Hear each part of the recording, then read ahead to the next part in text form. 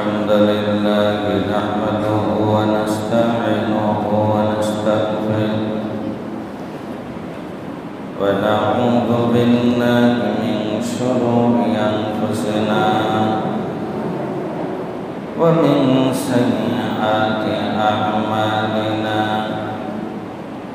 من يهده الله فلا مضل له ومن يضلله فلا هادي له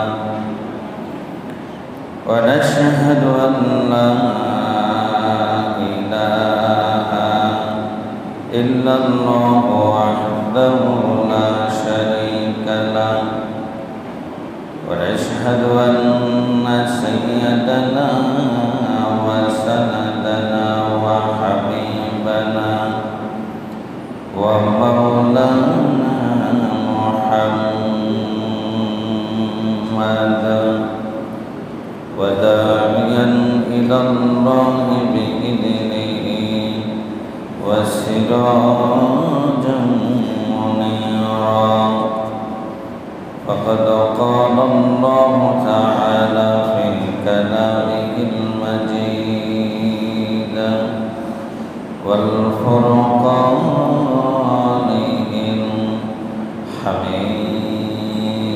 الحميد أعوذ بالله من الشيطان الرجيم بسم الله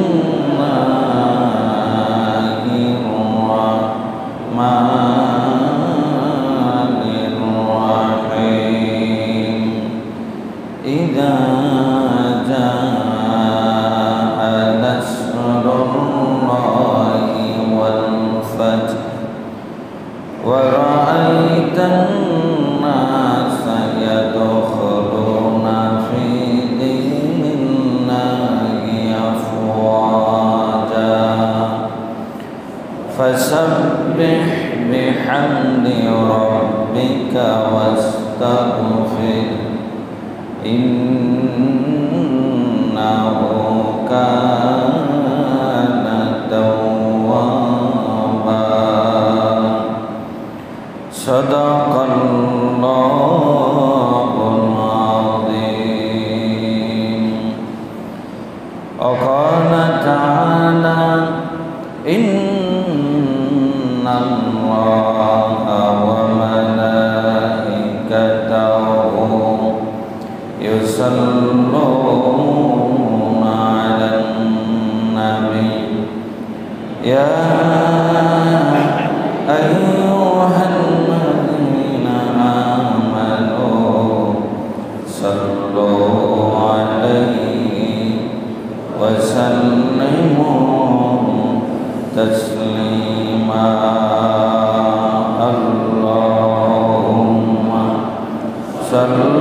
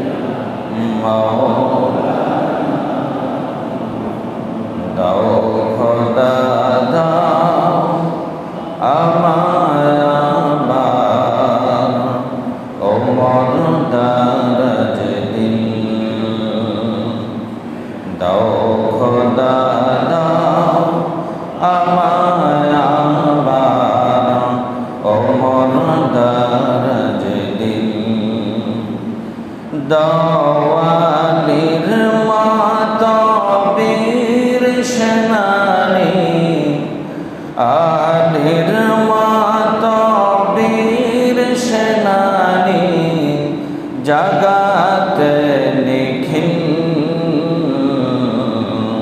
দাও খোদা দাও আমার আবার ও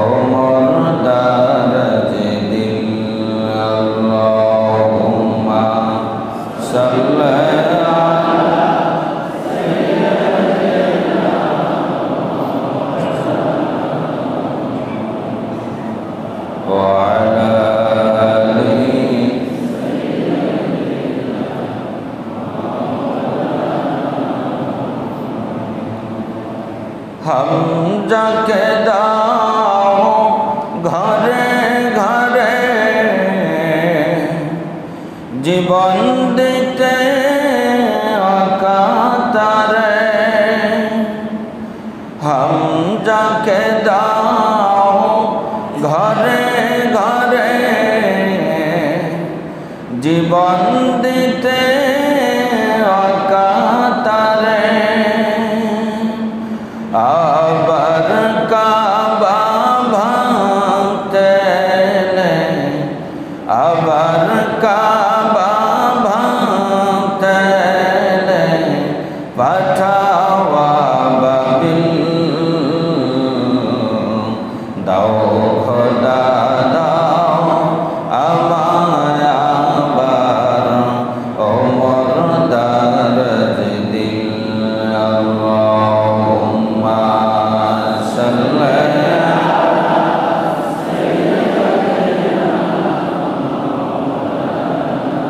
وعلى آل سيدنا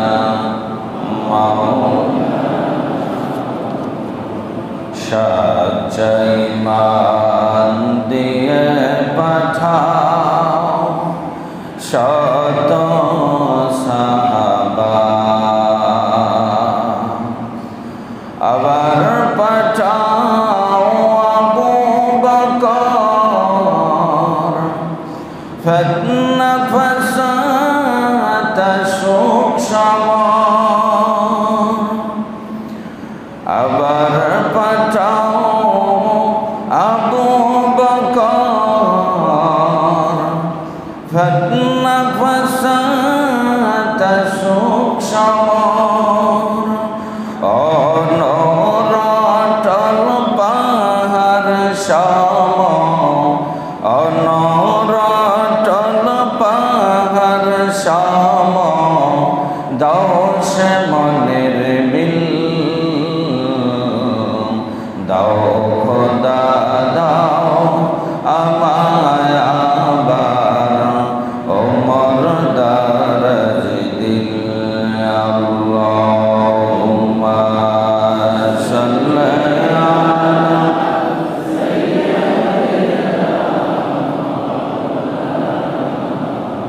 وعلى آل سيدنا بلغ العلا بكماله كشف الدجى بجماله حسنت جميع خصاله صلوا عليه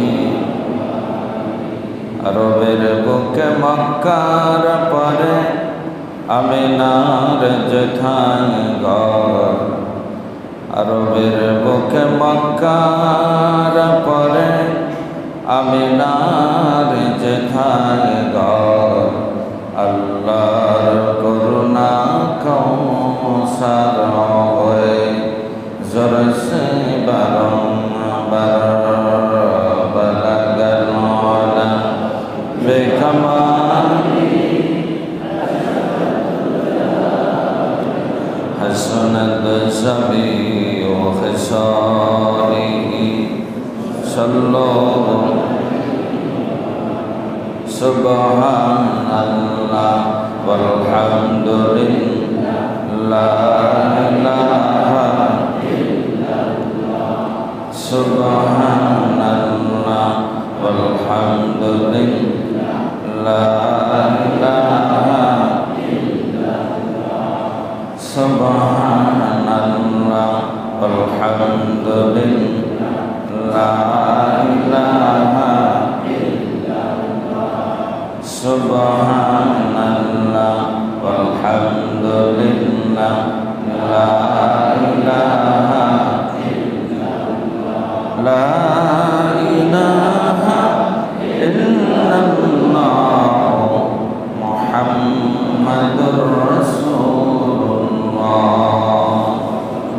صلى الله عليه وسلم قال رب اشرح لي صدري ويسر لي أمري واحلل عقدة من لساني يفقهوا قولي رب ربي زدني علما سبحانك لا علم لنا إلا ما علمتنا إنك أنت العليم الحكيم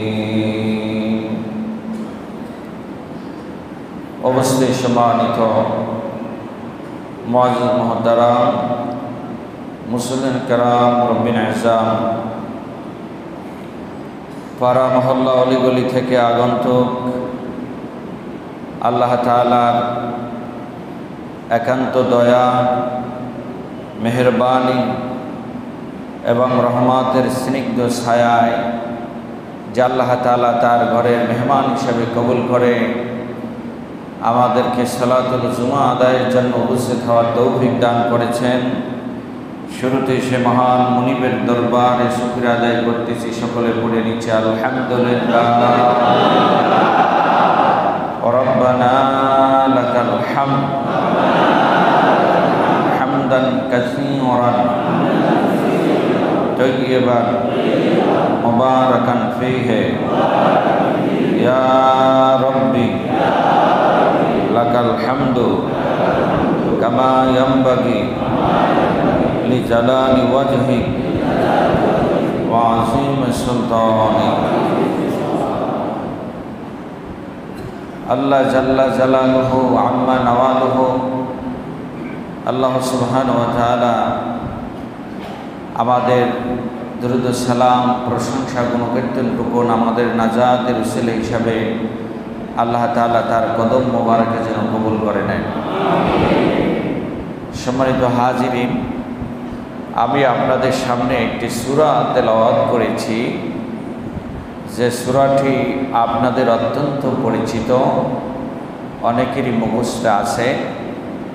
আজকের সেই সূরার আলোকে আলোচনা হবে ইনশাআল্লাহ।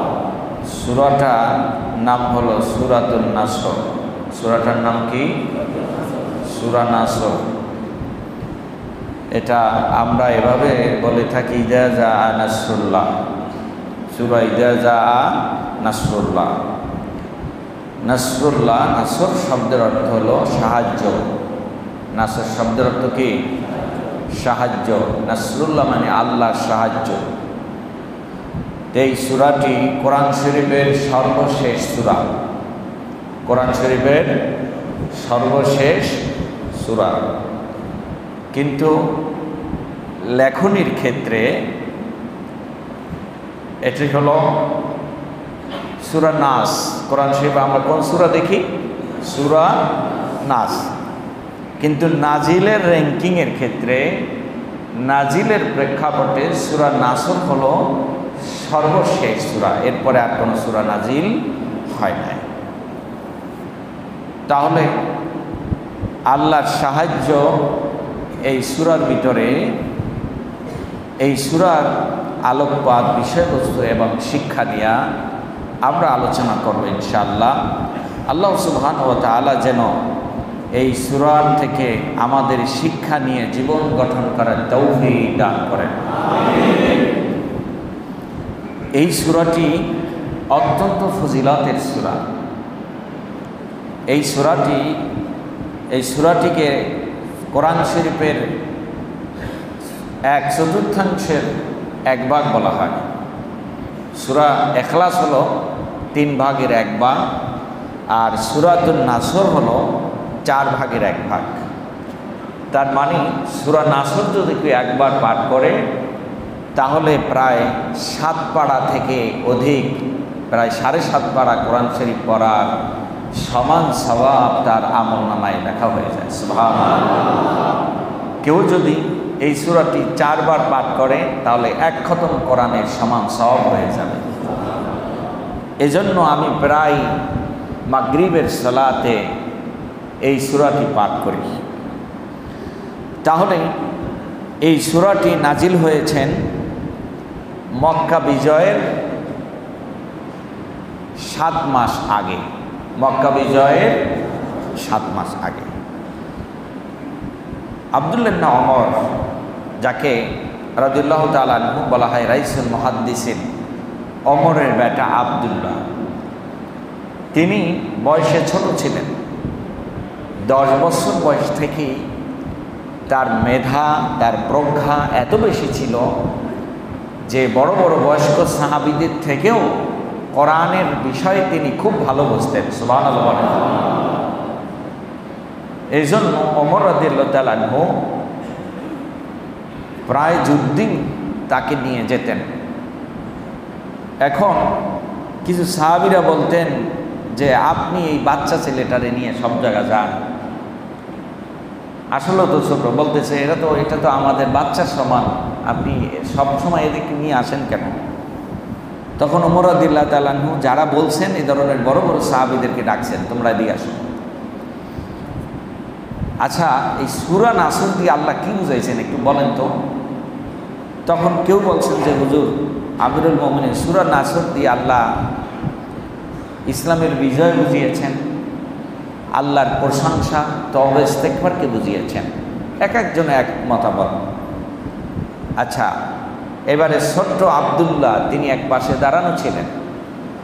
ওমর রাদিয়াল্লাহু তাআলা বললেন, আব্দুল্লাহ, এই যে আমার সাহাবী আল্লাহ রাসূলের সাহাবারা যা বললেন তোমারও কি একই মত? বলতেছে, না আমিরুল মুমিনিন, আমার একমত নয়। এই সূরা দিয়ে সবই বুঝিয়েছেন, বিজয়ও বুঝিয়েছেন, বিজয়ও বুঝিয়েছেন, তওবা ইস্তেগফারও বুঝিয়েছেন, কিন্তু মূল লক্ষ্য হলো এই সূরা দিয়ে আল্লাহ রাসূলের বিজয়কে আল্লাহ তাআলা ইঙ্গিত করেছেন। সুবহানাল্লাহ। এই সূরা হলো আখেরি সূরা। আল্লাহ রাসূল খুব তাড়াতাড়ি আমাদের থেকে বিদায় নেবেন, এ কথাগুলি আল্লাহ বুঝিয়েছেন। এখন সাহাবীরা বলতেছেন, আমিরুল মুমিনিন, আমাদের ধারণা আজকের আপনার বেটা আমূল পরিবর্তন করে দিল, আল্লাহ তাআলা তারে আরো দীর্ঘ হায়াত দান করুক, আরো তার স্মৃতিশক্তি বাড়াই দেখ। সবাই বলেন আমিন। তাহলে আসি এবার আমরা আল্লাহ তাআলা এই সূরার মধ্যে কি বলেছেন, সবাই আমার সাথে পড়েন। আউযু বিল্লাহি মিনাশ শাইতানির রাজীম। বিসমিল্লাহির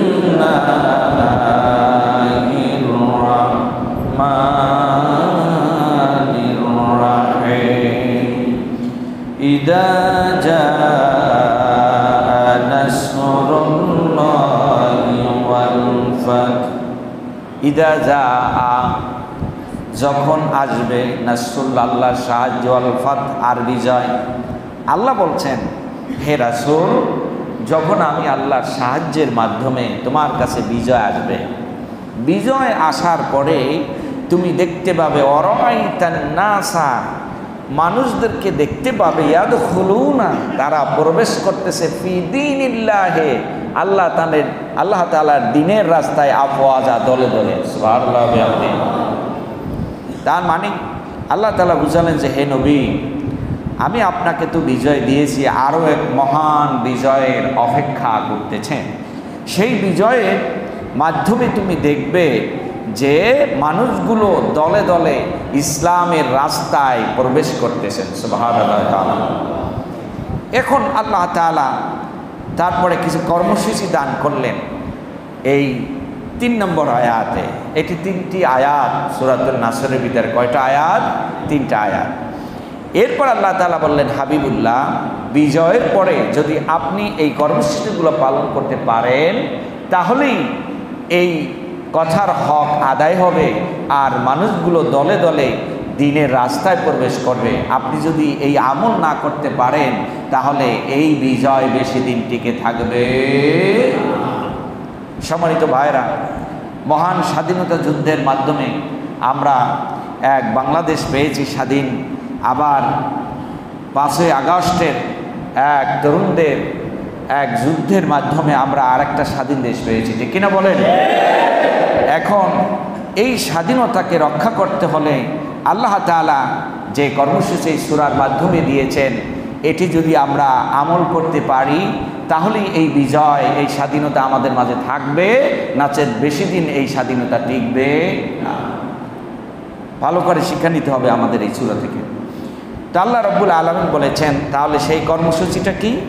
ফাসাব্বিহ, 1 নম্বরে হলো বেশি বেশি আল্লাহর তাসবিহ পড়া। বেশি বেশি কি? আল্লাহর তাসবিহ পড়া। আল্লাহর 99 নামের যে নামগুলি আছে সেই নামগুলো ধরে ধরে আল্লাহকে ডাকা।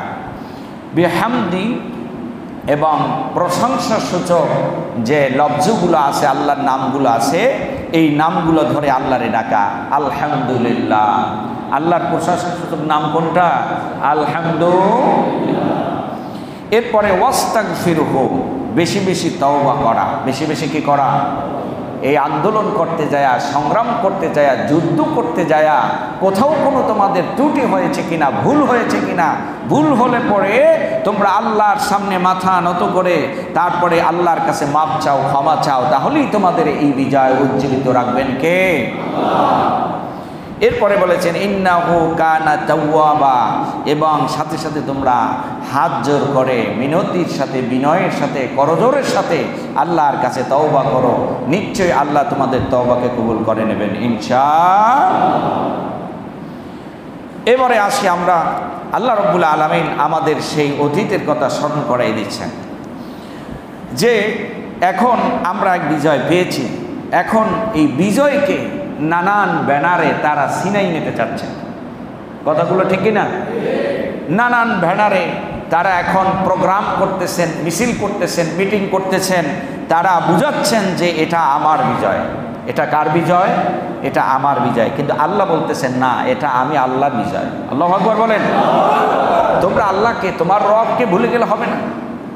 তোমার রব, তোমার আল্লাহ যে বিজয় দিয়েছেন, সেই আল্লাহকে ভুলে গেলে এই বিজয় আর থাকবে না। আল্লাহ তাআলা বলতেছেন ফাইদা মাসাল ইনসানা দুররু দাআনা, তোমরা যখন কষ্টে ছিলে, যখন তোমাদের মামলা হতো, বাড়িতে রাতে ঘুমাতে পারতে না, বছরের পর বছর তোমার সন্তানদেরকে দেখতে পেতে না, ঘর বাড়ি ছাড়া করেছিল, ঘর বাড়ি ধ্বংস করে দিয়েছিল, আল্লাহ তাআলা বলতেছেন সেই দুঃখ দুর্দশার কথা স্মরণ করো হাবিব। যখন তোমাকে 3টি বছর পর্যন্ত তারা কারারুদ্ধ করে রেখেছিল, সমাজের মানুষের সাথে মিশতে দেয় নাই, সম্পর্ক রাখে নাই, খাবার দেয় নাই, পানি দেয় নাই। বর্তমান যে আয়নাগরের কাহিনী আমরা শুনতেছি, তার উদাহরণ বলা যায়, ঠিক কিনা? আল্লাহ রাব্বুল আলামিন সেই মিসালগুলো কোরআনে কি সুন্দর করে দিচ্ছেন হাবিব। আপনার বাহিনী সহ, আপনার সাহাবারা সহ যে দুঃখ দুর্দশার মধ্যে ছিলে, আর তখন তারা খালি আমার ডাকতে, আল্লাহ আল্লাহ আমাদেরকে এই বিপদ থেকে বাঁচাও। আমরাও তো সেরকমের বিপদে পড়লে, মুসিবতে পড়লে আল্লাহরে ডাকি, ডাকি কি ডাকি না? আল্লাহ বলেন সুম্মা ইযা খাওয়ালনাহু নি'মাতাম মিন্না, অথবা আমি যখন তাদের ডাকে সাড়া দেই আর তাদের এই বিপদ দুঃখ দুর্দশা থেকে তাদেরকে উত্তরণ করে দেই, তাহলে বিপদ থেকে বাঁচায় কে? আমরা শুধু উছিলা। আমরা কি? আমরা কি? আবরাহা এসেছিল আল্লাহর ঘরকে ভাঙার জন্য, বিশাল বাহিনী নিয়ে, লক্ষ লক্ষ সেনাবাহিনী, বিশাল বিশাল হাতি। আল্লাহ রাসূলের পিতা আব্দুল মুত্তালিব, তার তেমন কোনো সেনাবাহিনী ছিল না, যুদ্ধ অস্ত্র ছিল না, অল্প কিছু লোক নিয়ে আল্লাহ তাআলার উপরে ভরসা করে খানায় কাবাকে ছেড়ে দিয়েছিলেন আল্লাহর উপরে। কার উপরে বলেন? আল্লাহর উপরে ছেড়ে তিনি নিরাপদ আশ্রয়ে গিয়েছিলেন। আল্লাহর পক্ষ থেকে আবাবিল পাখি নাজিল করে আবরাহার বাহিনীকে ধ্বংস করে দিয়েছিলেন কে? আল্লাহ তাআলা। এখন আমরা যে সংগ্রাম আর আন্দোলনের মাধ্যমে বিজয় পেয়েছি, এই বিজয় শুধু যদি বলি আমার কারণেই হয়েছে, তাহলে আল্লাহর ওয়াদার সাথে আমাদের বেঈমানি করা হবে, ঠিক কিনা বলেন? আল্লাহ রাব্বুল আলামিন বলেন যে এই বিজয়, এই নিয়ামতটা আমি আল্লাহ দেই। কে দেয়? নবীকে সে কথাগুলো আল্লাহ পাক স্মরণ করাই দিচ্ছেন। ও নবী, তোমার কি মনে আছে ওরা তোমাকে বাড়িও থাকতে দেয় নাই, ঘরেও থাকতে দেয় নাই, এলাকায়ও থাকতে দেয় নাই, তোমাকে বের করে দিয়েছিলে, তোমাকে হিজরত করে আর এক দেশে পালিয়ে থাকতে হয়েছে। আমি আল্লাহ অচিরেই তোমাকে একটি বিশাল বিজয় দেব। সুবহানাল্লাহ বলেন। জুলুম নির্যাতনের একটা মাত্রা থাকতে হয়। ক্ষমতা পেলে এই ক্ষমতার যদি অপব্যবহার করে, তাহলে আল্লাহ তাআলার একটা মাইর আছে, আছে না নাই? আল্লাহ বলে মা কার ওয়া মা কারাল্লাহ আল্লাহু খায়রুল মাকিরিন, আল্লাহু খায়রুল মাকিরিন। তোমরা যতই ষড়যন্ত্র করো, কিন্তু আমি আল্লাহর একটি ষড়যন্ত্র আছে। সেই আমি আল্লাহর মাইর যখন শুরু হয়ে যাবে, পৃথিবীর কোনো রণকৌশল আমার কাছে টিকবে না, ঠিক কিনা বলে? অতএব সে আল্লাহকে ভয় করতে হবে। এই পৃথিবীর ইতিহাস ভুলে গেলে হবে না। এই পৃথিবীর ইতিহাস ভুলে গেলে হবে না, আর ইতিহাস সত্য এবং সেটাই মেনে নিতে হবে। আল্লাহ রাব্বুল আলামিন বলেন তাহলে এখন কি করতে হবে? আল্লাহ রাব্বুল আলামিন বলেন ক্বালা ইন্নামা উতিয়াতুহু আলা ইলমি বাল হিয়া ফিতনাতু ওয়ালাকিন্না আকসারুহুম লা ইয়ালামুন। আল্লাহ রাব্বুল আলামিন বলেন আমি আল্লাহ এটা দিয়েছিলাম তোমাদের পরীক্ষা করার জন্য, বিপদ আপদ বালা মুসিবত। সেই বিপদ আপদ বালা মুসিবত থেকে আমার কাছে যখন তোমরা চেয়েছো, আমি আল্লাহ রাব্বুল আলামিন আবার আমার করুণা আর রহমতের দ্বারা তোমাদেরকে সেই বিপদ বালা মুসিবতকে দূর করে এক নিয়ামত আর এক বিশাল বিজয়ের ব্যবস্থা তোমাদেরকে করে দিয়েছি। বলেন সুবহানাল্লাহ। আল্লাহ রাব্বুল আলামিন মক্কা বিজয়ের দিন শত সহস্র সাহাবীদেরকে নিয়ে যখন মক্কায় প্রবেশ করলেন, ডানে আবু বকর, বামে ওমর, আর সামনে ছিলেন আলী, পিছনে ছিলেন খালিদ বিন ওয়ালিদ। এই চারজন ছিলেন মর্দে মুজাহিদ, আল্লাহ রাসূলের প্রিয় সাহাবারা। তাদেরকে স্বতন্ত্র পাহারায় রেখেছিলেন। আল্লাহ রাসূল সতর্ক করেছিলেন, খবরদার, যদি কেউ আক্রান্ত করে তাহলেই মাত্র প্রতিহত করবে, কিন্তু আগ বাড়াইয়ে কারো গায়ে কোনো আঘাত করা যাবে, কোনো আঘাত করা যাবে।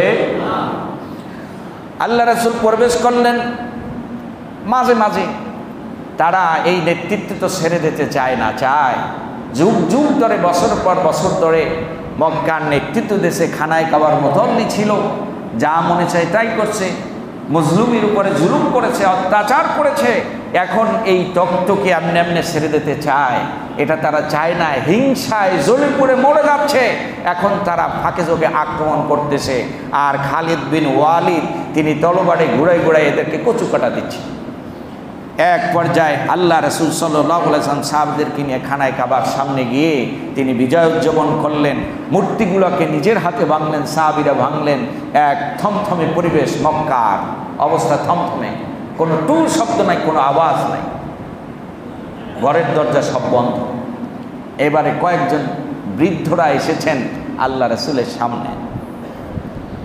আল্লাহ রাসূল বলেন, ও মক্কার মানুষেরা, তোমরা আমার জন্মভূমিতে থাকতে দাও নাই, আমার বাড়িতে থাকতে দাও নাই, আমার দেশে থাকতে দাও নাই, আমাকে ঘর ছাড়া করেছো, বাড়ি ছাড়া করেছো।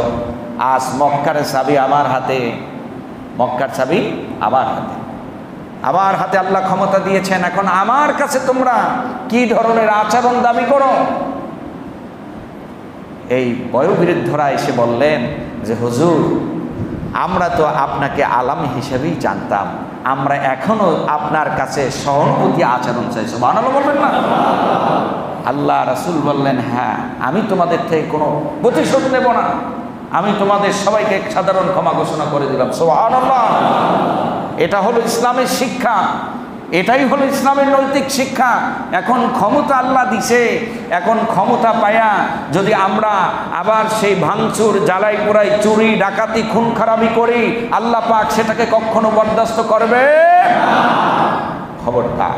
এক্ষেত্রে আমাদেরকে যথেষ্ট হুঁশিয়ারি থাকতে হবে। তাহলে কি করতে হবে? বিজয় অর্জনের পর আল্লাহ রাসূল সালাতুল ফাতের 8 রাকাত নামাজ আদায় করেছেন। কয় রাকাত? কয় রাকাত? আমরা কি করেছি? সুযোগ সন্ধানীরা আমরা করেছেটা কি? আমরা মন্দিরে অ্যাটাক করেছি, আমরা থানা জ্বালিয়ে দিয়েছি, আমরা লুটতরাজ করেছি, আমরা সুযোগ পেলে একজনের উপরে আঘাত করেছি। তাহলে তোমরা কিসের আন্দোলনকারী হলা? তোমরা মুজাহিদ হলা? তোমরা নবীর কি উম্মত নয়? আল্লাহ রব্বুল আলামিন যে কথা বলেছেন আমাদেরকে সেটাই মানতে হবে, যেহেতু আমরা সবাই মুসলমান। ঠিক না বলেন? আমরা সবাই নবীর উম্মত। আল্লাহ রব্বুল আলামিন, আল্লাহ রাসূল যেভাবে পালন করেছেন, আজকের বাসায় যে 8 রাকাত সালাতুল ফাতের বিজয়ের নামাজ আদায় করবেন ইনশাআল্লাহ। নচেত ওই আল্লাহ আবার এই বিজয় ছিনিয়ে নেবে যে কোনো মুহূর্তে। হ্যাঁ, এখন আপনাদের মনে অনেক কষ্ট থাকতে পারে যে হুজুর, আমাদের কি কম জ্বালাইছে? আমাদের মামলা দেশে, হামলা দেশে, নির্যাতন করছে, মারছে, ফাঁসি দেশে, অমুক কিছু করছে। আচ্ছা, আপনি একজনের কাছে নিজের বাহাদুরিত্ব প্রকাশ করবেন কেমনে? আপনার একজনের সুযোগ পেয়ে মারছে, আপনিও অপেক্ষায় থাকলেন কবে আমার সুযোগ আসবে, আবার সেই সুযোগ পেয়ে আমি তারে ধোলাই দেব। এটার নাম কি প্রতিশোধ? এটার নাম কি বাহাদুরি হতে পারে? বাহাদুরি হতে পারে না। আপনি তাকে ক্ষমা করে দিলে সেই ক্ষমাটাই হবে আপনার কাছে বাহাদুরি। বলেন না সুবহানাল্লাহ। কুকুরে যদি আপনাকে কামড় দেয়, আপনি তারে কামড়াইতে পারবেন? কথা বলেন না কেন? আপনি তারে কামড়াইতে পারবেন? তাহলে তো আপনি তার সমান হয়ে গেলেন। আপনার সুন্দর আচরণ দিয়ে, ভালো আচরণ দিয়ে আপনাকে প্রমাণ করতে হবে আমি তার চেয়ে ভালো, ঠিক কিনা বলেন? আপনি যদি সেটা প্রমাণ না করতে পারেন তাহলে তো আপনি একই হয়ে গেলেন।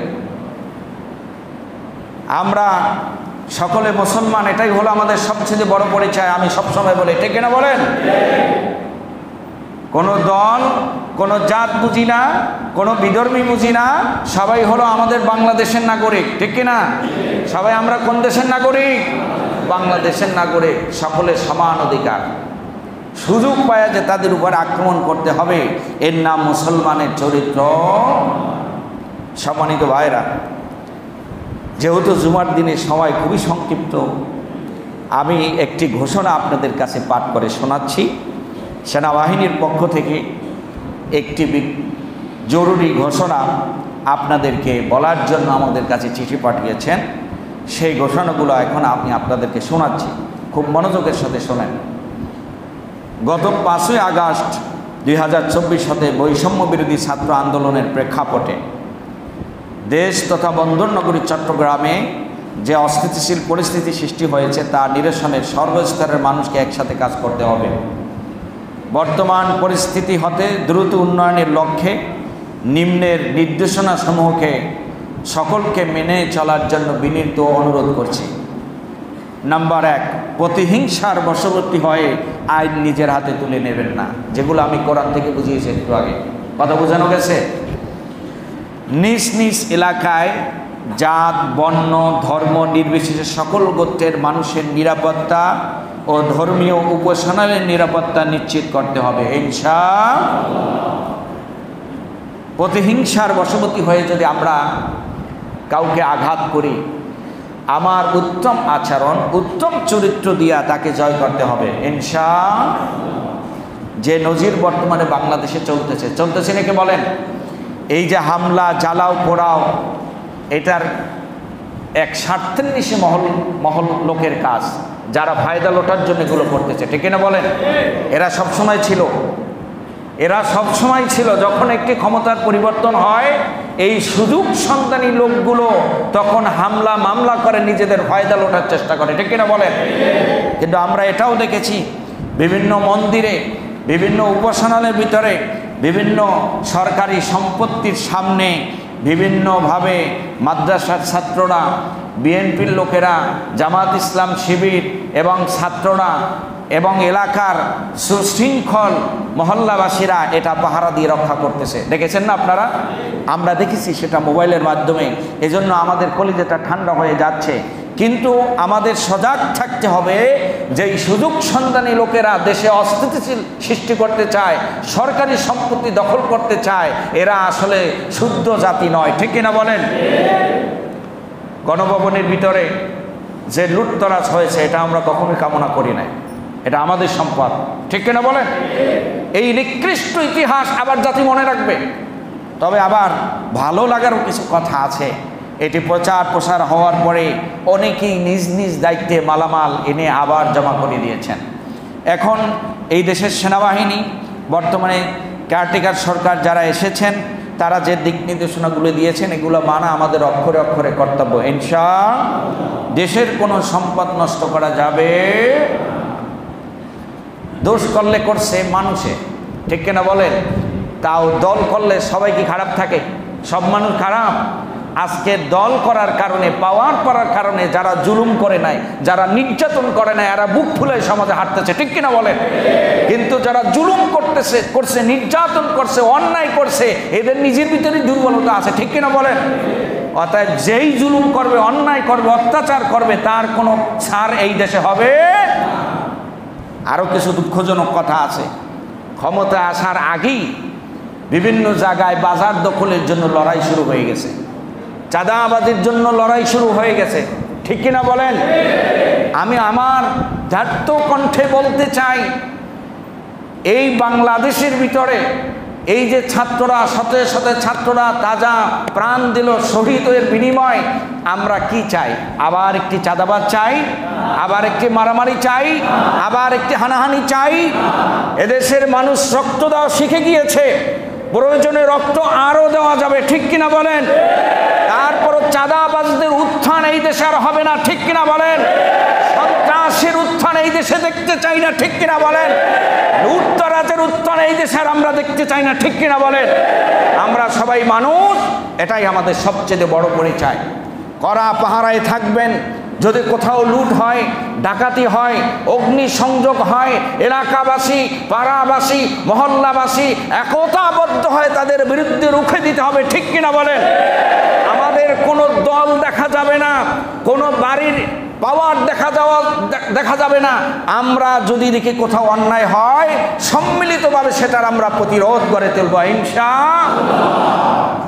সে যে দলেরই হোক, যদি আবার আমরা এই ধরনের কৃষ্টি কালচারের মধ্যে আমরা জড়াই যাই, তাহলে এই বিজয় বেশি দিন টিকবে না। ভেবে নেবেন না যে ক্ষমতায় পাইছি আর আমাদের থেকে ক্ষমতা কেউ নিতে পারবে না, এটা ভেবেছিল বিদায় আজকের ক্ষমতা তাদের নাই, ঠিক কিনা বলেন? কথা বলা যায় নাই। কোরআনের কথা বলতে গেলে মাহফিলের মধ্যে, তাফসিরের মধ্যেও ঝামেলা সৃষ্টি করেছে। অতি উৎসাহী লোক। এই 100 মানুষের মধ্যে আমার একটা গাণিতিক হিসাব আছে, বাংলাদেশের 100 মানুষের মধ্যে 9 থেকে 10 জন মানুষ খুব খারাপ স্টাইলের। এই 9 থেকে 10 জন মানুষ আরও 20 জন মানুষকে লেলায় দিয়া তারপরে 70% মানুষের উপর নিপীড়ন করেছে। তাহলে মূল খারাপ মানুষ কয়জন? 10 জন। 10 জন মানুষ আর 20 জন কর্মী বাহিনীকে দিয়া পুরো 70 জন মানুষের উপর অত্যাচার করেছে, নিপীড়ন করেছে। অতএব তাহলে আমরা তো গণহারে সব মানুষের উপর অত্যাচার নিপীড়ন করতে পারি না, পারি বলেন? এটা তাহলে এই শহীদের রক্তের বিরুদ্ধে বেঈমানি হবে। আজকে শুধু মুসলিমরা শহীদ হয় নাই, রুদ্র সেন, দীপ্ত দে, এই যে নামগুলো আমি বলতেছি, এরা তো আমাদের হিন্দু ভাইদের ছেলেরা। তাহলে যদি আমরা হিন্দু ভাইদের মন্দিরের মধ্যে আগুন জ্বালাই দিই, তাহলে হিন্দু যারা শহীদ হয়ে গেল এদের রক্তের সাথে আমাদের বেঈমানি করা হবে, ঠিক কিনা বলেন? এদেরকে ধরেন, এদেরকে লিস্ট করেন, সেনাবাহিনীর হাতে তুলে দেন। এখন আজকের থেকে প্রত্যেকটি থানায় পুলিশ বাহিনীরা চলে আসবে। আজকের থেকে প্রত্যেক থানায় পুলিশ আসবে, পুলিশের হাতে, আইনের হাতে সুপর্দ করে দেবেন। খবরদার নিজের হাতে কোনো আইন তুলে নেওয়া যাবে। নাম্বার 4, নিজ নিজ পাড়া এলাকায় জনগণের জানমাল রক্ষায় একযোগে কাজ করতে হবে। লুট, চুরি, ডাকাতি, দেখছেন ঢাকার ভিতরে গত 2-3 দিন ডাকাতরা পড়েছিল, জনগণ কেমনে রুখে দিয়েছে, সুবহানাল্লাহ। এই জনগণের উত্থান, গণবিস্ফোরণ, এমন বিস্ফোরণ, পারমাণবিক একটা বোমা মারলে হয়তো একটা শহর ধ্বংস হয়ে যাবে, কিন্তু যখন গণবিস্ফোরণ হয় তখন একটা পৃথিবী ধ্বংস হয়ে যেতে পারে, ঠিক কিনা বলেন? গণবিস্ফোরণ হয়েছে এই দেশে, অতএব লুটপাটের জায়গা আমার সোনার বাংলার হবে না ইনশাআল্লাহ। সাধারণ জনগণ রুখে দিয়েছে, গরুর দড়ি দিয়া বাইন্দা তারপরে এইগুলারে পিটায় এখন হাজতের মধ্যে ঢুকাইছে। তাহলে আমাদের গরুর রশি রেডি রাখতে হবে, ঠিক কিনা বলেন? যারা যারা চুরি, ডাকাতি এবং চাঁদাবাজির চিন্তা করবে, সম্মিলিত বাহিনী মিলে গরুর রশি দিয়া বাইন্দা এই চাঁদাবাজদেরকে আইনের হাতে সোপর্দ করবে ইনশাআল্লাহ। জান মালের হেফাজতের দায়িত্ব আমাদেরকে নিতে হবে এবং আইনের সহায়তা নিতে হবে ইনশাআল্লাহ। নাম্বার 5, নিজ পাড়া মহল্লায় স্বেচ্ছাসেবক নিয়োগ করতে হবে। একটু আগে যেটা বললাম, আপনারা এই এলাকার সন্তান, আপনি কিভাবে রাত পোহালে যার চেহারা আপনি দেখেন তার গায়ে আপনি আক্রমণ করতে পারেন? আপনার তো সে ভাই। দল একটা জিনিস মনে রাখতে হবে, আমি এটাকে সবসময় বলি, ভিন্ন মতকে প্রথমে আপনাকে সম্মান করতে হবে। আমার একটা মত থাকতে পারি, আমি একটা মতকে ভালোবাসতে পারি, আমি একটি দলকে ভালোবাসতে পারি। এখন আমি এই দলটা করি বিদে আমি নিকৃষ্ট লোক, আমি এই দলটা করি বিদে আমি কাফের হয়ে গেছি, এই চিন্তা চেতনাই হলো 1 নম্বর ভুল। সে সেই মতকে সম্মান করে বিধায় সেই দলটা সে করতেই পারে, আপনিও তার সম্মান করেন। হ্যাঁ, আপনি যদি দেখেন এই কাজটা তার ভুল, আপনার সুন্দর আচরণ দিয়ে তাকে শুধরাইতে হবে। হিংসার বশবর্তী হয়, অ্যাটাক করে, আক্রমণ করে তাকে কখনো শুধরায় না। এটা যারা করবে তারা আবার বিপদে পড়ে যাবে। নাম্বার 6, যত্রতত্র আগুন দিয়ে জিনিসপত্র পোড়ানো যাবে না। এই যে প্রায় 450 থানা বাংলাদেশে জ্বালানো হলো। আচ্ছা, থানার ইট পাথরে মনে হয় আপনাদের উপরে জুলুম করছে নাকি বলেন? ইট পাথরে কি করছে? মাল সামানের মধ্যে কি করছে? এগুলো আগুন কেন দিলেন? যারা যারা দিয়েছেন তারা অসৎ প্রকৃতির লোক।